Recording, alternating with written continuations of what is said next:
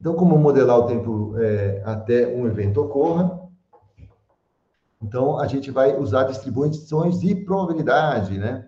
A distribuição de probabilidade em análise de sobrevivência é, as mesmas que a gente usa em qualquer estudo, só que os dados aqui que podem ter problemas, né? Então, a distribuição de probabilidade descreve o comportamento aleatório de um fenômeno, qualquer fenômeno, né?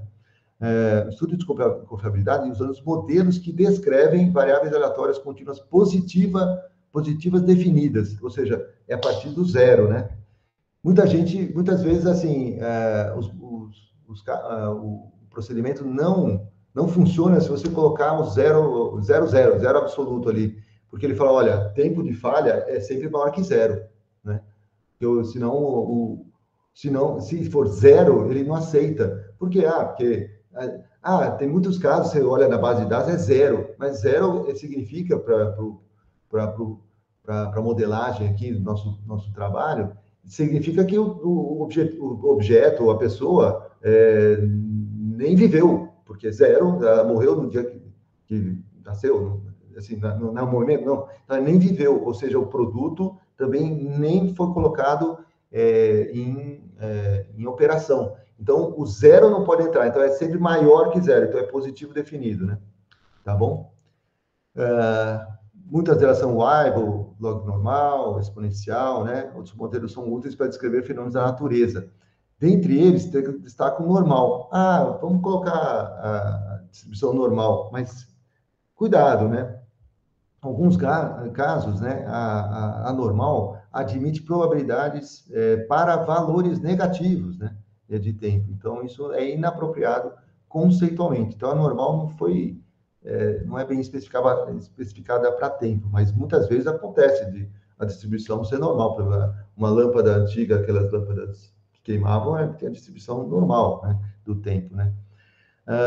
Também há modelos que não devem ser usados. Muita gente fala assim, não dá para colocar um aqui quadrado aí, fica legal aqui quadrado. Olha, aqui quadrado não é distribuição de eventos que acontecem na natureza, né? Vou dar uma panorâmica aqui no próprio Minitab, se você vai lá em distribuições de probabilidade, existem distribuições de estatísticas. O que é estatística? Um desvio padrão, uma variância, né? Tem uma distribuição aqui quadrado, né? A distribuição normal, a distribuição de estatística mais famosa, que é a média, né? A distribuição F, que é uma razão entre variâncias, distribuição T, que é uma distribuição que deriva da normal e da Q quadrado, então ela é usada para testes estatísticos, né? A mesma uniforme usada para testes também. Então, veja, são distribuições de estatística. Estatística é uma conta que a gente faz com a amostra, por exemplo, média, desvio padrão, né? Essas coisas. Então, a gente não usa essas distribuições para modelar tempos de coisas que existem, né? Então, essa é uma diferença, né? Então, é muito importante essa questão. Eu já vi um aluno uma vez, falou, nossa, colou a distribuição do Q quadrado aqui. Tá bom. Vê se a log normal também cola. Colou também. Então, é interessante essas questões, né? Distribuições para variáveis discretas é aquela que é usada para, assim, pagou, não pagou, esse tipo de coisa, né? Então, assim, não serve aqui para tempo, né?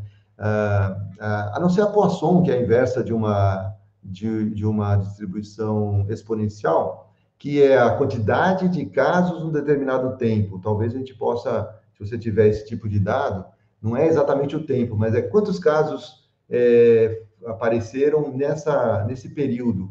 Então, uma distribuição de Poisson pode ser modelada para esse caso. É número de casos por intervalo de tempo ou por espaço, né? Poisson é bem interessante nesse sentido. Agora, tem muitas distribuições que foram desenvolvidas, beta, Cauchy, exponencial, gama, né? Laplace, blá, blá, blá. Então, assim, o Weibull está aqui, é muito bom para tempos, é o que o pessoal usa bastante. Inclusive, o nome da técnica análise de Weibull, né? Mas não só o Weibull, viu? A gente procura a distribuição, né? A log normal, acho muito importante. Muitas vezes a log logística. Deixa eu ver aqui, ó, valor extremo, né? Tanto maior ou menor valor extremo, mas valor extremo é a distribuição de Gumbel, que a gente usa para modelar eventos extremos, assim, Qual é o valor máximo mensal assim, que a gente teve de vazão de um rio, né? Isso aí tá muito no número da quantidade de chuva, né? Num certo, então, qual o valor máximo mensal de chuvas? Então, o valor máximo tem uma distribuição de Gumbel, né? Ou uma distribuição de valor extremo. Ah, isso é só usado pelos meteorologistas? Não. Outro dia eu fiz um modelo para ajustar, no caso no cálculo um tratamento de efluentes. Eles estavam precisando, tinham dados os valores máximos mensais para todos os meses anteriores, e eles queriam calcular, dimensionar o tratamento de efluente, mas eles precisavam desses valores máximos. Então, qual o valor máximo esperado, por exemplo, num período de retorno de 20 anos e 50 anos, né? Então, esses valores máximos muito importante para esses cálculos, né? Entender esse ponto, então, de que a gente está trabalhando com distribuições de verdade, vamos dizer assim, que são da natureza, né?